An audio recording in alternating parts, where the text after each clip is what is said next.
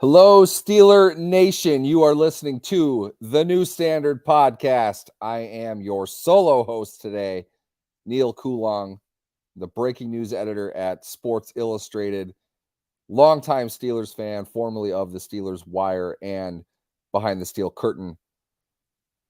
I won't let the Steelers go ever. I don't care what my job is. I always did this before I was paid. I'm going to keep doing it now. And free agency is the best time of the year. That's where we are. The new league season started approximately 7 minutes ago, meaning contracts are now allowed to be signed. Financial terms and everything were agreed upon prior to this. That's the news that you've heard up to this point. But now they can actually sign them and make it official. To this point, as we know, the Steelers signed cornerback Patrick Peterson, formerly of the Minnesota Vikings, drafted 5th overall a very long time ago by the Arizona Cardinals.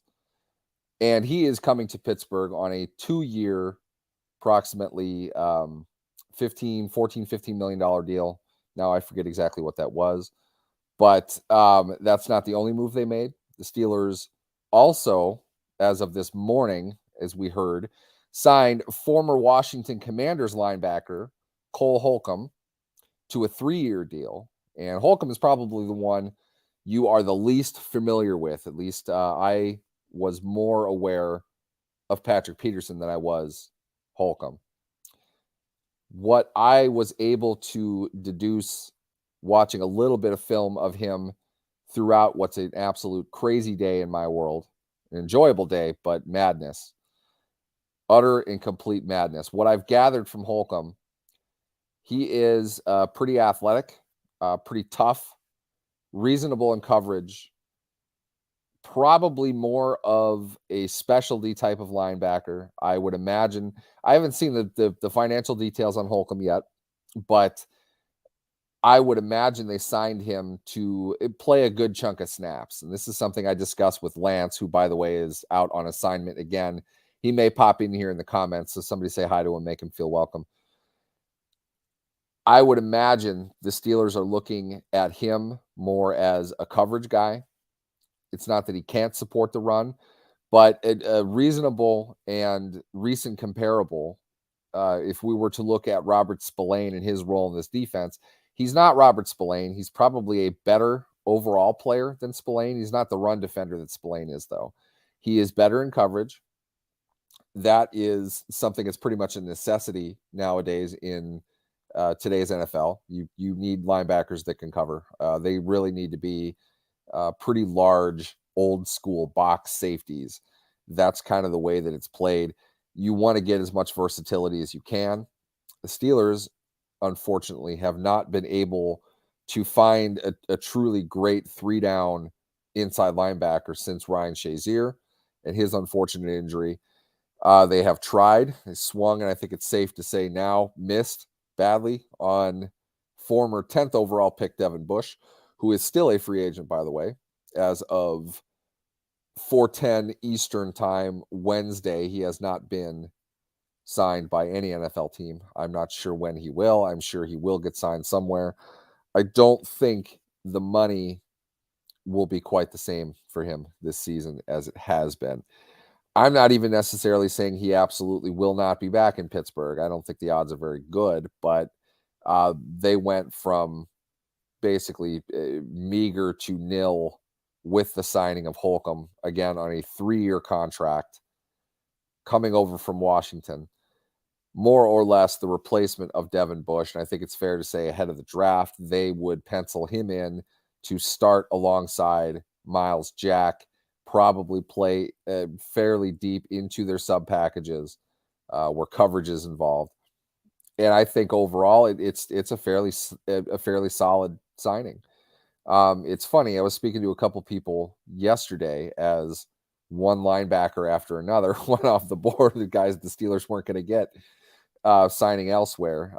Leighton Vander Esch, the kid from Miami, the kid from San Francisco. A lot of players were out there. They're not, whether or not we know they went after those players. Now, we do know they went after Vander Esch, as reported by Jane Slater of the NFL Network. they were interested in pulling in Van Der Esch, who signed back with Dallas. For them to pick up Holcomb, a player in my mind that fits a need in today's NFL in any defense, that's going to be a solid move.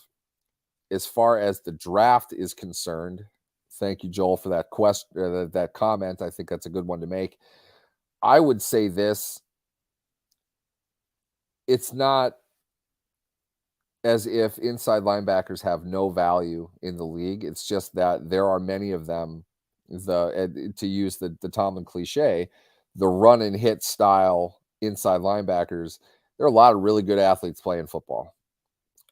Those athletes might not be the best football players where they are in terms of their development.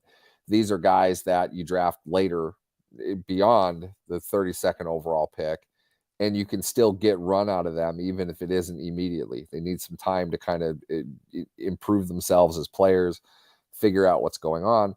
Mark Robinson is an excellent example of that. Now, Robinson clearly is not being given a starting job at this point. I don't necessarily think that he should, but you took a 7th-round pick who barely played linebacker in college and jumped from school to school at a minuscule level up to the SEC, and you drafted him, you brought him along, and he started over Devin Bush. People should have laughed about that much harder than they did. The fact that the 7th-round draft pick, who's barely played linebacker in his career, started against one of the best running teams in the game over Devin Bush. If that doesn't tell you everything you need to know, I don't know what does. But that's still a great story, and it's possible. There are players like that. Not to say that you shouldn't go after a premium guy, not to say that they even have one. Miles Jack is in the final year of his contract. I wasn't 100% sure they would want to bring him back at $8 million this year. It seems like that's what they're going to do right now. No guarantees on anything. I don't think that Cole Holcomb gives them the sense that one of their inside linebacker positions has just been filled for the next 5 years. They gave him a 3-year contract. They probably still need to add to that. But when you have a guy like Robinson and a more of a money guy like Jack, I don't think that Holcomb's getting more than $8 million a year. You have it balanced out pretty well, but the next one is going to be the lower price guy. I don't know if that's going to be a premium draft pick or not, because I think you can find the right type of depth linebacker beyond the 32nd or the 49th pick of this draft. That said, if we really want to look at this, 2 of their first 3 picks, I would bet just about anything right now. It's going to be a cornerback and it's going to be an offensive tackle. Cornerback, the top guys, as far as draft prospects go, they're going to be long. They're going to be rangy. You look at Patrick Peterson when he was drafted or in his prime. That's a modern NFL cornerback. Long arms, lanky. He can run like you wouldn't believe, and he's a lot quicker than you think he is. Great athlete all around. Not that I'm against Peterson being on the team today, but you would have loved to have had him 10 years ago. he was exceptional. He's a Hall of Fame player. To get a guy like that, you got to draft pretty high. That's not to say that you can't get a good cornerback. In fact, if you look around the league, most of the best cornerbacks were mid to later round picks. It's probably the most diverse position in terms of finding excellence everywhere. It's the traits that you're drafting. Peterson's 6'1". He was 195 coming out of college, and he ran a low 4.3 and great agility testing as well. Those guys are rare. You don't get players like that have the quick twitch reaction kinds of skills you need to play cornerback. So you're probably not getting a guy like that at 17. That doesn't mean you can't get a guy that can play, because you're probably going to need one. The reason I would say right now their top draft target would probably be playing cornerback. If not offensive tackle, it's definitely cornerback. Is simply because you have Patrick Peterson on a contract that's pretty easy to get out of in year 2. He's going to play this season at 33 years of age, which is not a great year for a cornerback in the NFL. And the triumvirate of Levi Wallace, Akella Witherspoon, and Arthur Maulet are all in the final years of their contracts as of now. Maybe something weird happens and they want to extend one of them. I don't see that happening, but it's possible. Um, Peterson is lightly signed for next year when he'll be 34. And as of now, James Pierre is a free agent. The league year started, he didn't get tendered. He can sign wherever, and that includes Pittsburgh. I don't think I'd pay James Pierre $2.6 million this year either, which was the low restricted free agency tender. But you don't have any depth this year, really, and you have none next year. You have Peterson and the hypothetical rookie. So uh, I don't think they're done necessarily at cornerback. It's not going to be a high level guy. They're going to need to bring in somebody. It just might not be in March. I think June or July, they might look around, see who could potentially get cut during training camp. Maybe they make a trade then. I don't know. But offensive tackle would be the second one. That's a position for this team for now. The way that they played this season, it almost seems like they should have plenty of depth because they have a bunch of backups playing tackle. They need some dudes, and I think that again kind of points to the idea that they really need to find a viable starter early in that player's career in this draft. If that's 17, if that's 32, if that's 46 or whatever the Steelers' second round pick is, I think they need to find a guy that can start immediately. I've made my thoughts clear on Dan Less many times. You're not improving as an offense if he's going to continue to be your left tackle. You can't be totally thrilled with Chuks Okorafor last season. I don't know how well he played. You gave him the big money deal. This is kind of a prove it year for him if he wants to get that third year of the contract. He's cuttable after this season pretty easily. So putting all that together, I think it's obvious they need to address the tackle position in this draft, and that's a premium position, as is cornerback. So they're two that you need to dive into right away, early on in the draft. If they don't make any other moves at either of those positions. Now, will they? Where are the Steelers against the cap right now? I think, and it's sort of hard to tell. It's very fluid. We don't have contract details. At least I don't. If somebody else has seen the contract details on Cole Holcomb, please point them out.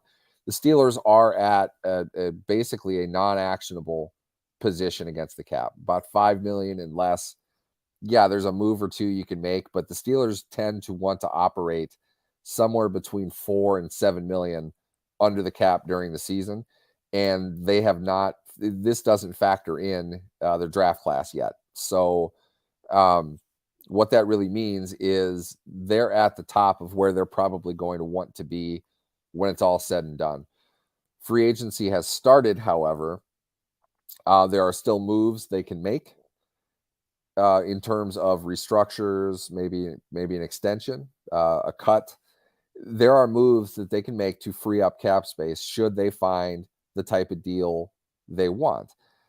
When I say the situation is fluid as far as the cap goes, what that really means is roster building is something that never really begins or ends. It's always going.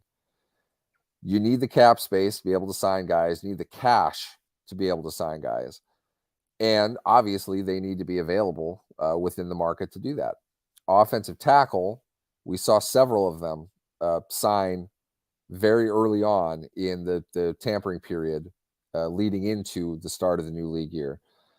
They made a lot of money. The Atlanta Falcons, Caleb McGarry, I'll be honest with you, I guess I kind of knew him. I heard the name. I could not have told you one single shred of intellectual fact about the guy. He got $11 million a year from the Falcons. Tackles are expensive. They are hard to get in free agency. Frankly, as crazy as this is, Dan Moore is going to play in the NFL for 8-9 seasons if he stays healthy because he has starting experience now on the left side. So with that, he's going to get paid whatever the kind of the mid tier of offensive tackles is in the NFL whenever he reaches free agency or gets cut, whichever happens first. I'm going to guess cut. But point being, you know, teams will sign a Joe Haeg type of guy like the Steelers did. Those guys cost a bit less, but if you have a cheap offensive tackle, he's either on a rookie contract or he's really not good or both. So if they want to sign a starting tackle, they probably, I think they would have been more competitive in the market than we know of right now. I don't anticipate that. I know, though, and this is granted, this is more Kevin Colbert philosophy. The Steelers always are looking at young defensive backs who are not on their rookie deals. What that means is they have either reached 4 years of tenure or they've been outright released and they're unrestricted free agents with the team. They want experience with cheap value. I don't think they'll be able to resist if a player like that is on the market. They flipped, I forget what round pick it was, their infamous fifth round pick that they absolutely hate to have. They traded that for Witherspoon and then gave Witherspoon an extension. I would not be surprised to see them look into that deep level of free agency in order to find a cornerback.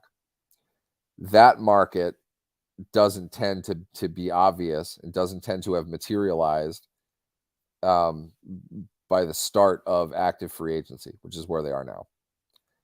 We'll see, though. There are always veteran cornerbacks. It is one of the most common positions in the NFL to see, and it's also one of the hardest positions to play in the game. My opinion, the second hardest position to play.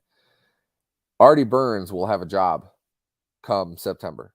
As crazy as that sounds to Steelers fans, Artie Burns will have a job in December because he's healthy, he's big, and he's played the position. Somebody is going to find him because you need to have 5, if not 6 cornerbacks. So, by the way, no, the Steelers are not going to sign Artie Burns in free agency. Peter Skoronski of Northwestern. We know Steelers offensive line coach Pat Meyer was on hand in Evanston to check out Skoronski. By most accounts, a top 15 prospect. Probably somebody who's going to end up going higher because he's really big, he's very quick, and he's healthy. Offensive tackles need to have some combination of those things. And when they do, they will go a long way. I have seen Skoronski. I've talked to people about him. He seems very much the type of character the Steelers want. The biggest problem that Skoronski has, as far as the Steelers are concerned, is that he is a legit, no doubt, no-brainer first-round prospect, and he plays offensive tackle. 5 points to whoever in the comment can name the last offensive tackle the Steelers selected in the first round and what year that was. Not sure even how old our audience is, Lance, if you're listening in, but it wasn't that long ago, going back to Artie Burns. A big point of conversation with the Steelers was the fact they never drafted a cornerback in the first round since like Chad Scott in, what year was that? 97, I think, something like that. Well, this guy went earlier than that, and the Steelers have not drafted an offensive tackle in round 1 since then. I would argue, I don't know. It's an interesting question. Which have been better for the Steelers? However they acquired them, draft, free agency, whatever, cornerbacks or tackles since the Cower era, call it that. Jermaine Stevens, 1996. Thank you, Paul. That is correct. Most people say Mike Adams, and that just makes me laugh because Mike Adams would prove the point even more. It's really hard to find tackles wherever you draft them. The Steelers have had good tackles overall, not outstanding tackles. The Steelers, one reason or another, and there's a lot of different ways you can go with this, but one reason or another have always focused on guards and centers as opposed to tackles when it comes to high level draft capital. First round picks, really. Just call it that. We've seen Maurkice Pouncey. We've seen David DeCastro. We saw Alan Faneca. We also saw free agents and undrafted free agents play those positions and play them well within Pittsburgh. Their interior offensive line has always done very well overall, but they've had solid tackles. Go back to Marvell Smith. Go to Kelvin Beachum, who signed a 2-year contract extension, by the way. Kelvin Beachum is still in the NFL. I just want to point that out to people. Incredible story, great human being. Very excited for him in Arizona, except for the fact that he's got to play on the Cardinals. Great guy, very happy for him. But Kelvin Beachum was a very good tackle when he was with Pittsburgh. Marcus Gilbert, as unique of a guy he was pretty good. The right tackles haven't been a whole lot different. You invest in Mike Adams and completely whiff because he's a chowderhead, and you find Matt Filer to play pretty well as an undrafted free agent, a guy that they built up over time. A lot of different ways you can go about this, and some have better odds than others. Some you will get better ROI than others. It always leads me to this, and this is why it's important as far as free agency is concerned. The fit is about the player. It's not about the position. It's not about the history. It's about the player. You have to have the right player with the right mentality at the right point in time to go with the right coach on your staff in order for everybody to succeed in that decision. It's hard to identify that when you're up against a clock in free agency, meaning you need to run after guys pretty quickly to get them. I think that might have been what happened with the Steelers and Van Der Esch. Dallas just had boatload more time to be able to talk to him. Van Der Esch can go out and test the market a little bit. Steelers make an offer to him. He says, I don't want to play in Pittsburgh that bad. I'm going to take your offer and go back to Dallas. Might have been what he did, as far as we know. That happens all the time. So that said, how excited am I from a perspective of drafting one or the other first offensive lineman or cornerback? I think there are both two positions that a large reason why they have the value that they have is because it's really hard to identify excellent young ones beyond the first 10 obvious picks of a draft. You looked at Tristan Wirfs. You didn't have any real concern that he was going to have a problem playing in the NFL. Probably going to be a pretty good player, but enough that he went 12 overall as opposed to like 5 where he should have gone if you look back at it in retrospect. The Steelers are not going to get a Tristan Wirfs type talent in this draft. They're not going to get him in free agency. The Steelers have never had a Tristan Wirfs type talent acquired the draft or free agency or anywhere else. Might be able to create him in a lab. That's probably the best option that they would have. Lance is blowing up my text right now. Give my thoughts on the trade.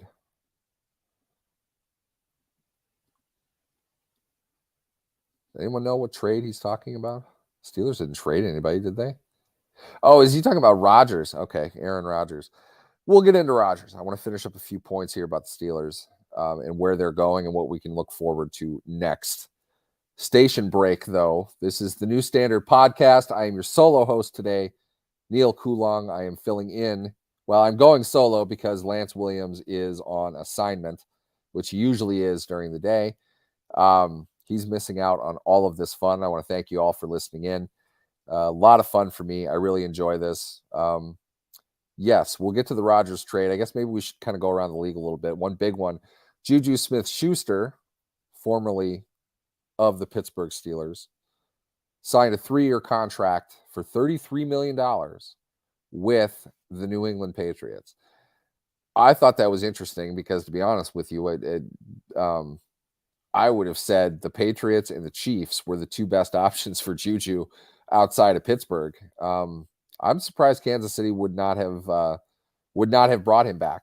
But I think at the same time, Cal Bears, right, Lance? Is that what I'm supposed to say? You didn't even mention that.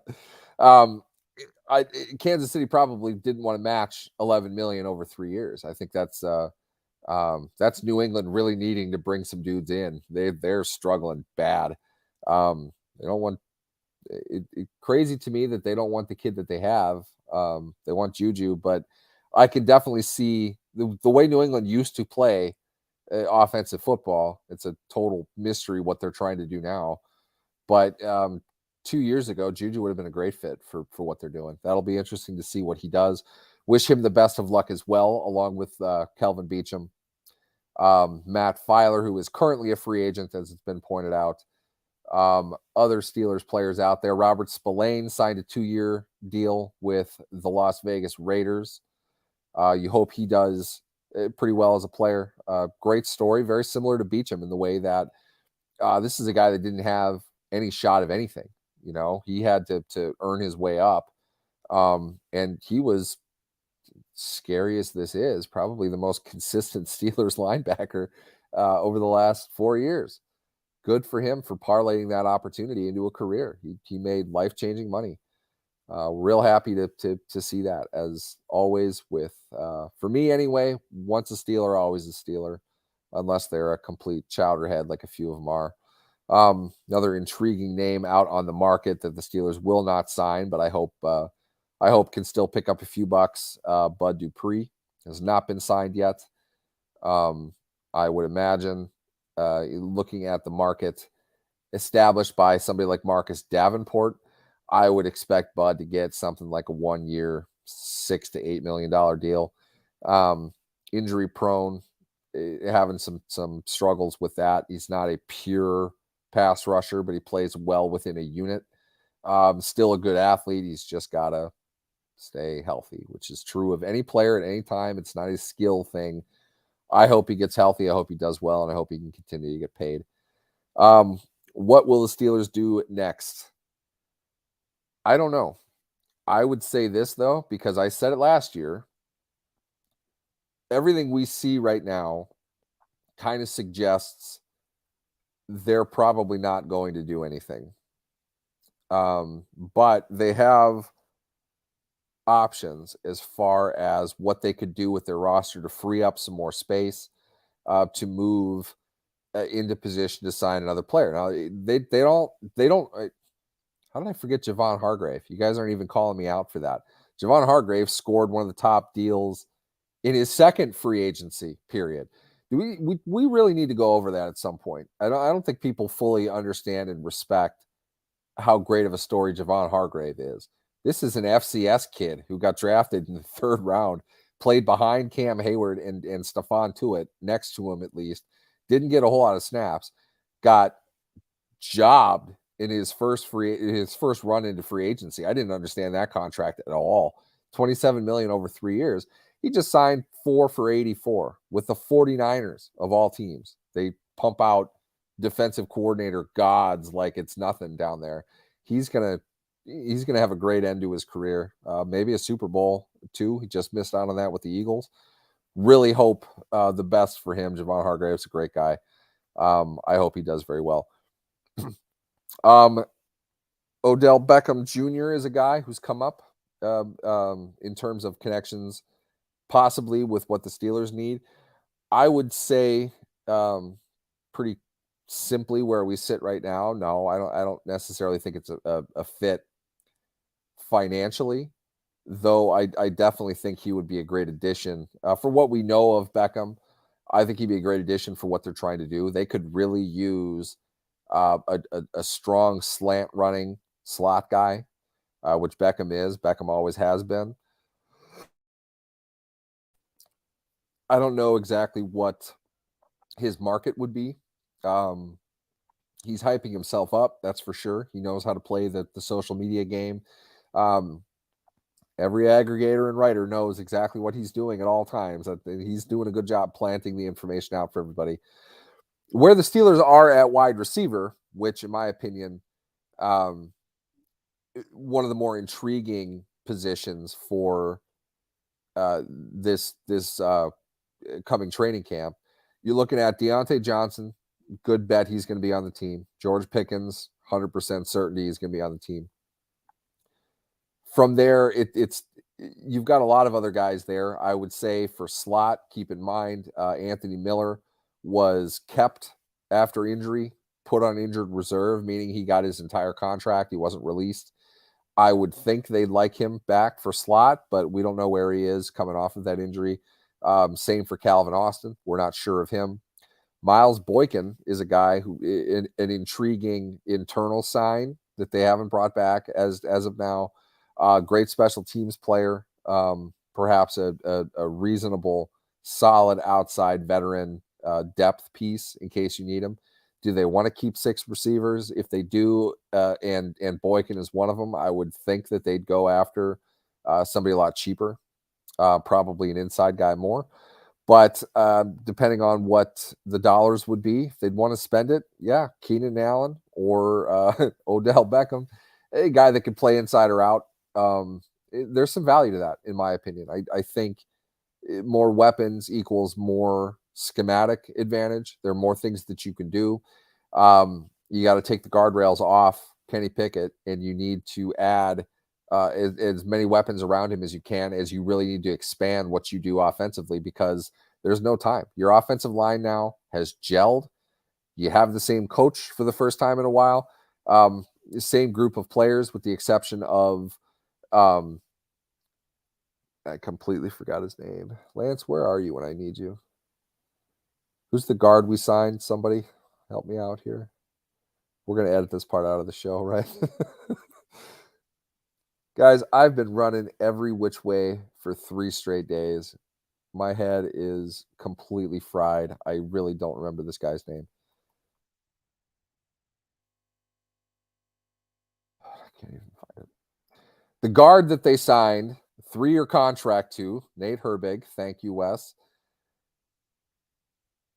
I would assume he is going to be the starting left guard this season. Whatever they do with Kevin Dotson is fine. I'm not sure what goes on with that guy behind the scenes, but they really don't seem to like him very much. And he didn't play particularly well. So a new guard there. You've got veterans across the interior line in Herbig, Mason Cole at center, and James Daniel at right guard. They're all together. 4 of the 5 starters are going to be back, presumably. If not, it's a high-end rookie left tackle. Presumably, you've got the continuity plus skill that you haven't had. It's time for results. You need to open things up. For me, that means add weapons that can be used in specialized situations, create more depth, create more chaos offensively for an opposing defense that has known exactly what you're going to do for the last 3 seasons. They need more explosion. They need more athletes, and they need more if it's the right word, but gamesmanship. They need to be able to show that they can do a lot of things. Versatility. I am hoping that they find these things via the draft and probably the secondary market of free agency come June and July. Any other questions? Anything else? I'm going to wrap up the show here because I'm about to be invaded by roommates who are very loud and obnoxious. So I think we'll probably just end it here now. In case you were curious, this was the New Standard Podcast, quasi-emergency podcast, update podcast edition. The new NFL season has started. I've been your host, Neil Coulong, filling in and appearing by myself without Lance Williams, which always makes me sad. But Lance is fine. Everything is good. I confirmed. He's healthy. He's safe. He's just not able to join us right now. And we are going to go on at 9:15 Eastern, 7:15 Pacific tomorrow. Tomorrow morning, we're going to go over this. And we have a couple other things planned as well. And who knows? There might be another Steelers signing, whether the Steelers sign them or it's one of their pending free agents that went elsewhere. We'll update you with everything else that's going on around the league. So check it out, the New Standard Podcast. Thank you for listening. We'll see you tomorrow.